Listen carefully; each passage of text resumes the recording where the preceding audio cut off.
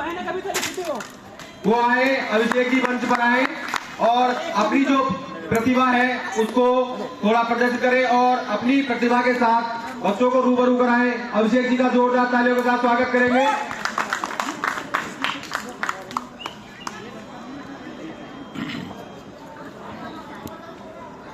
बहुत बहुत धन्यवाद अभिषेक भाई, मुझे इस काबिल समझने के लिए और यहाँ पर खड़े होने का मौका देने के लिए। तो सबसे पहले मैं बाबा साहब डॉक्टर B.R. अम्बेडकर जी के चरणों में अपना नमन करता हूँ और आप सभी लोगों को उनके जन्म दिवस की बहुत बहुत हार्दिक शुभकामनाएं मेरी ओर से।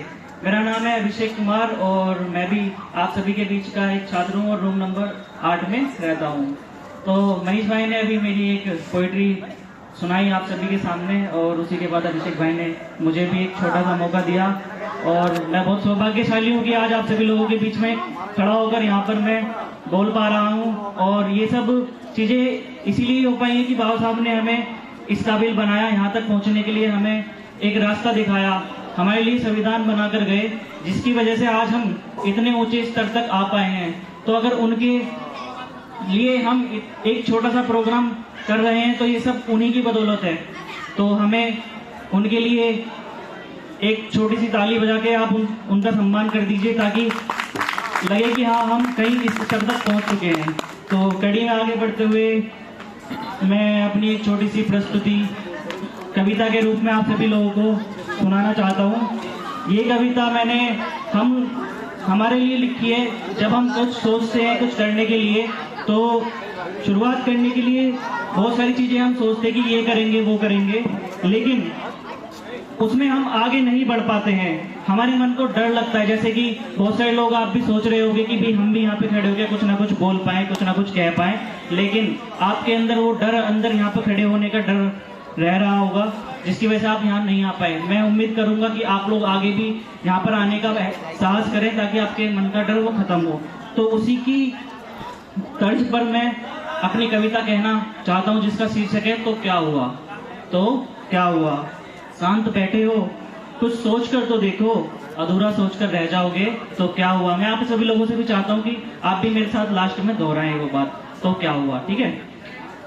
शांत बैठे हो, कुछ सोच कर तो देखो, अधूरा सोच कर रह जाओगे तो क्या होगा। Very good. पन्ने खाली हैं, कलम उठा कर तो देखो, कहानी अधूरी लिखोगे तो क्या हुआ। Very good. तुम कुछ नया सीख कर तो देखो, तुम कुछ नया सीख कर तो देखो, पूरा नहीं सीख पाओगे तो क्या हुआ। मौन राहों में एक दफा चल कर तो देखो, मौन राहों में एक दफा चल कर तो देखो, थोड़ा लड़खड़ा भी जाओगे तो क्या हुआ। लाखों रास्ते मंजिल के बना कर तो देखो, एक आध भूल भी जाओगे तो क्या हुआ। खड़े हो, अरे 2 कदम पीछे बढ़ा कर तो देखो, लंबी छलांग लगा भी ना पाओगे तो क्या हुआ। 1000 सपनों को तुम सजा कर तो देखो, एक आध टूट भी जाएंगे तो क्या हुआ।